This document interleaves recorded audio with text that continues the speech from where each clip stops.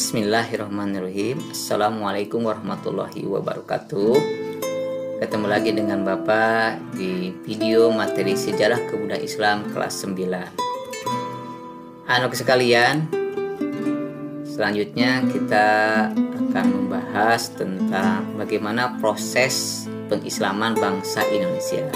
Atau bisa Bapak sebutkan bagaimana atau cara bagaimana Islam masuk ke Indonesia. Baik, kita langsung ke materinya.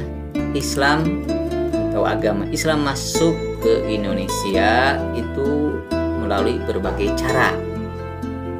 Nah, proses pengislaman bangsa Indonesia itu melalui berbagai cara.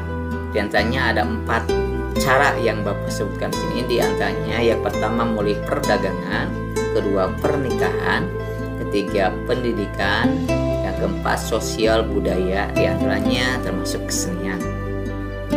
Yang pertama, Islam masuk ke Indonesia atau proses pengislaman bangsa Indonesia melalui perdagangan.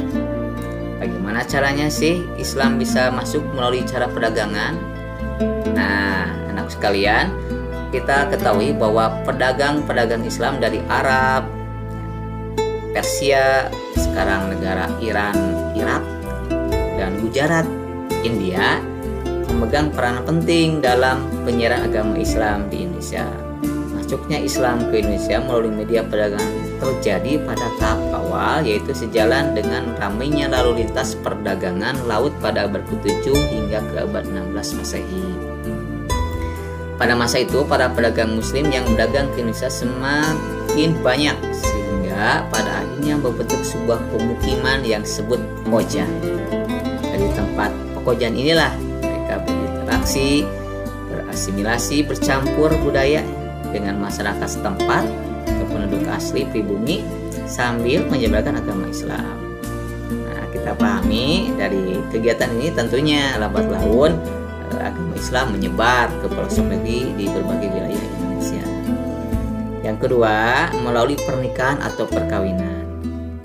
Di antara para pedagang yang Bapak sebutkan tadi, tentunya ada yang tertarik dengan warga pribumi, laki-laki atau perempuan. Kalau kebetulan pedagangnya laki-laki, tentunya akan tertarik dengan para wanita yang ada di Indonesia, ya, wanita pribumi, sehingga lambat laun mereka harus menikah.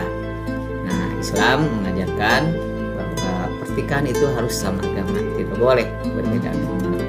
Sehingga banyak wanita-wanita pribumi yang terpikat dengan para pedagang muslim dari berbagai wilayah yang Bapak sebutkan tadi itu menikah. Lama kelamaan menjadi terbentuk sebuah komunitas, adanya sebuah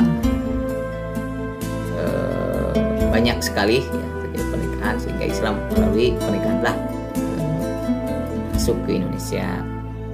Yang ketiga, kita lanjutkan, Islam masuk ke Indonesia melalui pendidikan.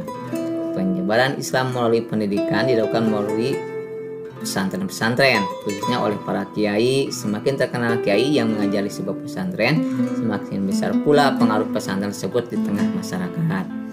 Beberapa pesantren yang terkenal di Indonesia diantaranya ada pesantren Ampel Denta, itu milik Sunan Ampel, pesantren Sunan Giri, milik Sunan Giri, yang kebanyakan muridnya berasal dari Maluku. Di samping mengajar di pesantren, para kiai juga seringkali menjadi penasihat para raja ataupun bangsawan. Nah, disinilah Islam menyebar melalui pendidikan. Yang terakhir, anak sekalian, Islam masuk ke Indonesia melalui jalur sosial budaya atau kesenian. Penyebaran agama Islam Indonesia terlihat dalam kesenian Islam seperti peninggalan seni bangunan, seni musik, seni pat, dan seni sastra. Hasil karya seni ini dapat dilihat pada bangunan masjid-masjid kuno di Demak, Banten, Cirebon, dan Aceh. Itu barangkali pertemuan hari ini untuk materi bagaimana proses pengislaman bangsa Indonesia.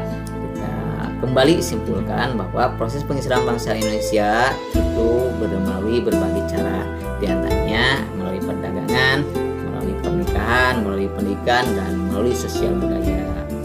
Kalau ada pertanyaan, silahkan chat di grup sosial kelas ya, dan kita akan bahas di pertemuan berikutnya.